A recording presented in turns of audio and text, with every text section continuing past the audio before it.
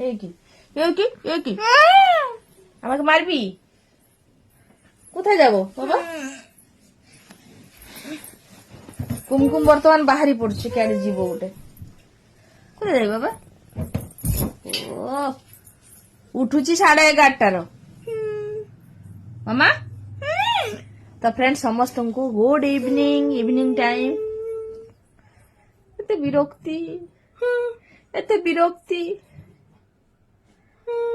ବିରକ୍ତି କୁମକୁମ ବର୍ତ୍ତମାନ ତାର ଇଚ୍ଛା ଯେ ମୁଁ ତାକୁ ମାନେ କୋଳରେ ନେଇକି ଘୁରେଇବି। ଆଉ ସେଇ ବୟସ ଅଛି ମତେ ଗରମ ଖାଉଛି। ଆଉ କି ହେଇଛି ବାବା? কি করব? বুলু বুলু যাব, বুলু বুলু যাব, বুলু বুলু কোথায় যাব? বুলু বুলু ବୁଲିବ ଇଚ୍ଛା ହଉଛି। ଆଉ ବାହାରେ ଆମର ଏଠି ବାଲେଶ୍ୱରରେ ଏତେ ମଶା, ମାନେ ବାହାରକୁ ବାହାର କରି ହବନି। ସବୁବେଳେ ଶୀତ ଦିନ ମାନେ ମଶା ଧୂପରେ ମାନେ ଆମେ ଯେମିତି ବଞ୍ଚୁ। ମଶା ଧୂପ, ଓହୋ ମଶା ଧୂପ ଏମିତି ଦେହ ପାଇଁ ଭଲ ନୁହେଁ, କିନ୍ତୁ ମଶା ଧୂପ ଦେଇକି ଆମକୁ ପାଠ ପଢିବା ପାଇଁ, ମୁଁ ସିଲେଇ କରିବା ପାଇଁ ମୁଁ ସବୁବେଳେ ମଶା ଧୂପ ଦେଇ ବସିଥିବି। ଆଉ ମଶା ନା 3ଟା 4ଟା 5ଟା 6ଟା ଏ ମଶା ସବୁ ମରିକି ବି ପଡୁଛନ୍ତି। ମଶାକୁ ମାରିବା ମାନେ ସାଙ୍ଗେ ସାଙ୍ଗେ ରକ୍ତ। ତ ସନ୍ଧ୍ୟା ଟାଇମଟାର ଗୁନଗୁନ ବର୍ତ୍ତମାନ ପାଠ ପଢିବ। ଆଉ ମୁଁ କହିଲି କୁମକୁମ କାନ୍ଦୁଛି ତ, ମୁଁ କହିଲି ଏଇଠି ବସିକି ପାଠ ପଢିବା। ତ କୁମକୁମ ଟିକେ ଆମକୁ ଦେଖିପାରିବ। କଳି କରୁଛି। ମାମା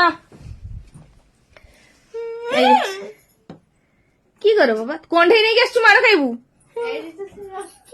କଣ୍ଢେଇ ନେଇକି ପାଠ ପଢିବା ପାଇଁ ଆସିଛି। ଦେଖ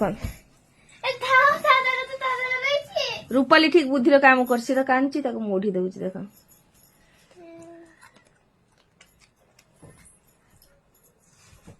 ମୁଢି ଢାଙ୍କୁଣୀ ଡବା ଦେଇ ଦେଇଛୁ ଛୁଆ।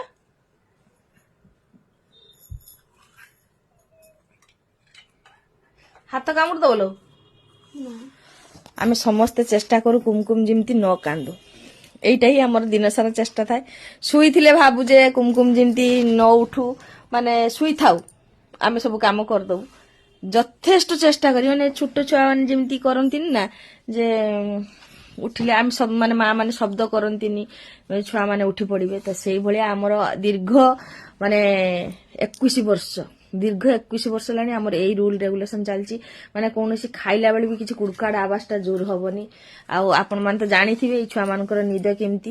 ପ୍ରତିଦିନ ସେ ମାନେ ରାତିର ଏବେ ଶୋଉଛି 11:30 12ଟା 1, ମୁଁ ତ ଆଉ ଟାଇମ ଦେଖୁନି।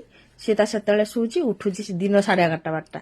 ତ ସେତେବେଳକୁ ଆମର ସମସ୍ତ କାମ ହେଇଯାଏ। ଆଉ ଗୋଟେ ଜିନିଷ ମାନେ ମୁଁ ଫିଲ୍ କରୁଛି ଯେ ସେ ଯେତେ ଲେଟ୍ ଉଠୁଛି ସେତେ ଚିଡଚିଡା ହଉଛି। ସକାଳେ ଉଠେ ପୁରା ଖୁସି ଥାଏ, କିନ୍ତୁ ଏବେ ସେ କୁଁ କାଁ ତାର ଚାଲିବ।